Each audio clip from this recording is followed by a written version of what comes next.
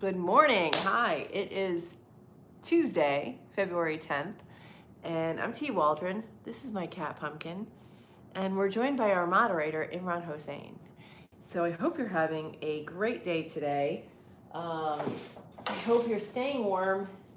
I think it's warming up a little bit here on the east coast of the U.S., but maybe not that much. I don't know.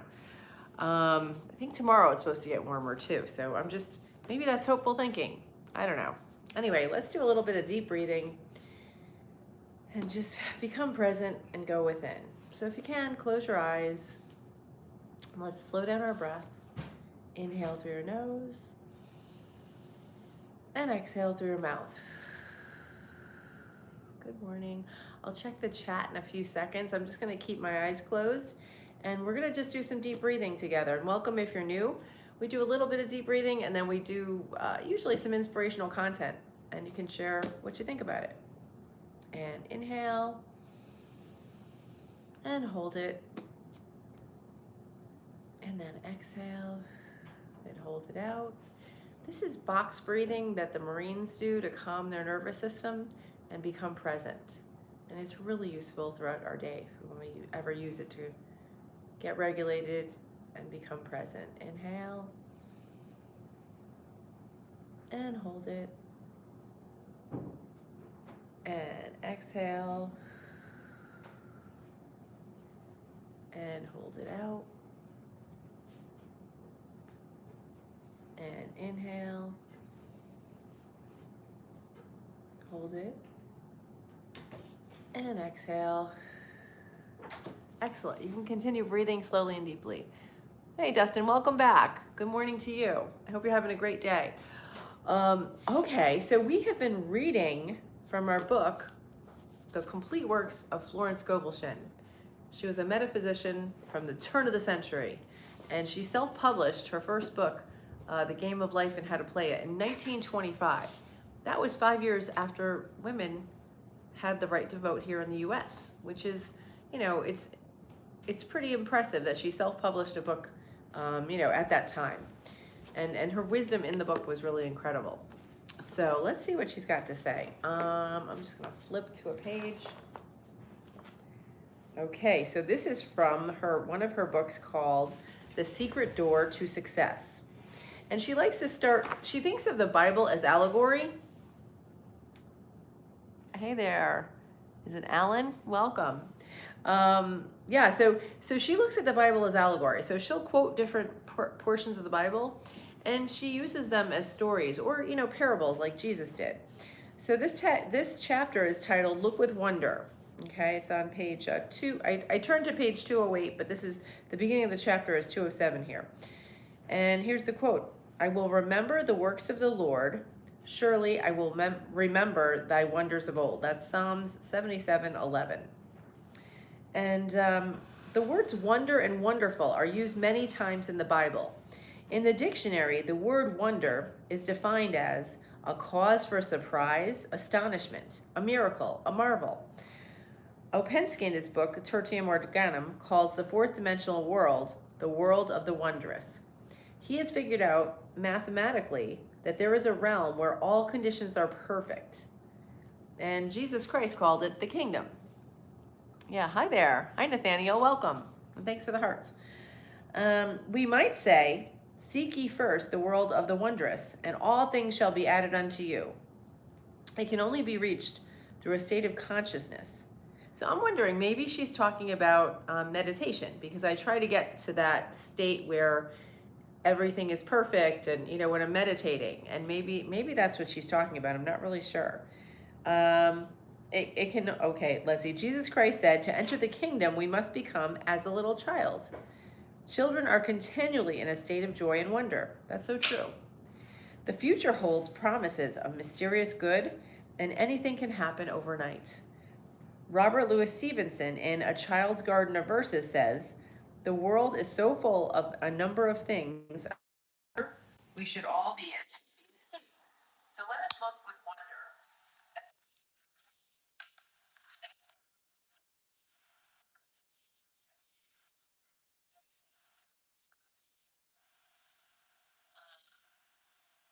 So then she goes on to say, I had missed an opportunity and felt that I should have been more awake to my good.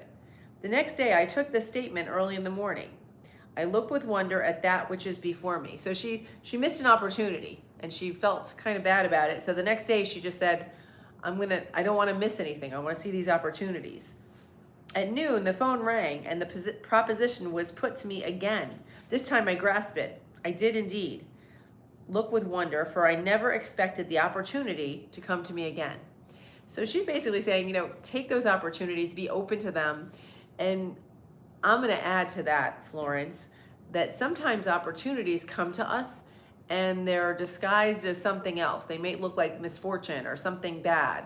And I told this story the other day, and I don't know if you heard it, but I'll share it because I want to bring this home.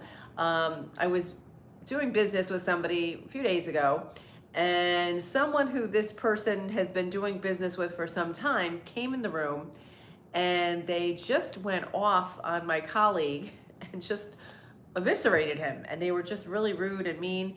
And when I had to do some sort of business with them that this other person was doing, so I started to ask a question, and they shut me down, and they were really rude to me too.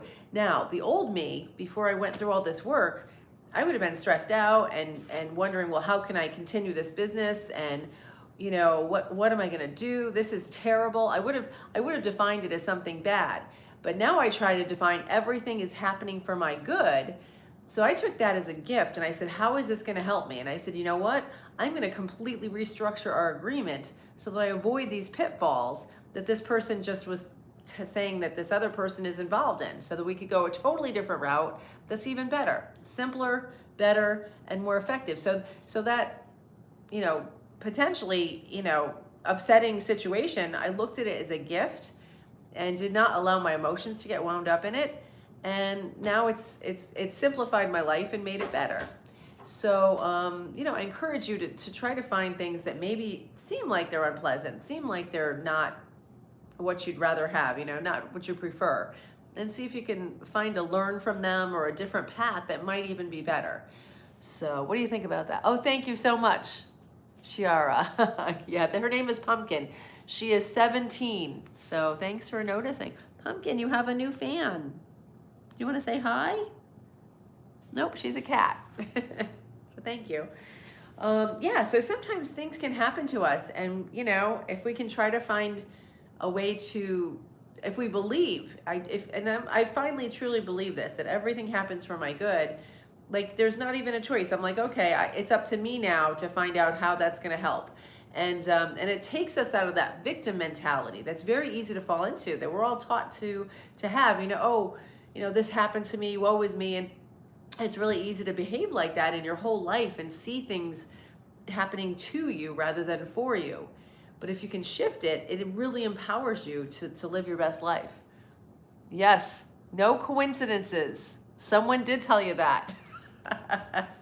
That's so true, Art. There are no coincidences. Okay, let's see what else she says. I like this chapter. This is about the wondrous world. Let's look back and remember some of the gloomy ideas which were given to us. Eat the bad apples first. Don't eat too much. Oh, don't expect too much, then you'll be disappointed. You can't have everything in this life. Childhood is your happiest time. No one knows what the future will bring. And then she says, what a start in life. Why do we tell kids that? Because we're sort of setting them up to be that victim, to have that mentality. These are some of the impressions I picked up early in childhood. At the age of 6, I had a great sense of responsibility. Instead of looking with wonder at that which was before me, I looked with fear and suspicion. I feel much younger now than I did when I was 6. I have an early photograph taken about that time, grasping a flower, but with a careworn and hopeless expression. I had left the world of the wondrous behind me, and I was now living in the world of realities, as my elders told me, and it was far from wondrous. That's so sad. She had pretty much her childhood, taken away because she was so responsible. It's a great privilege for children to live in this age when they are taught the truth from birth. Even if they are not taught actual metaphysics, the ethers are filled with joyous expectancy. So I hope you enjoy that. I hope that, and the great thing is, even if you didn't have wonder when you were younger, I think a lot of us um, responsibilities are put on us when we're young that maybe take our childhood away and take our innocence away a little too early. But the beauty is you can get that back. You can have some fun in life. Enjoy your moments. Find ways to play throughout the day. Oh, thank you. Thank you. Appreciate that.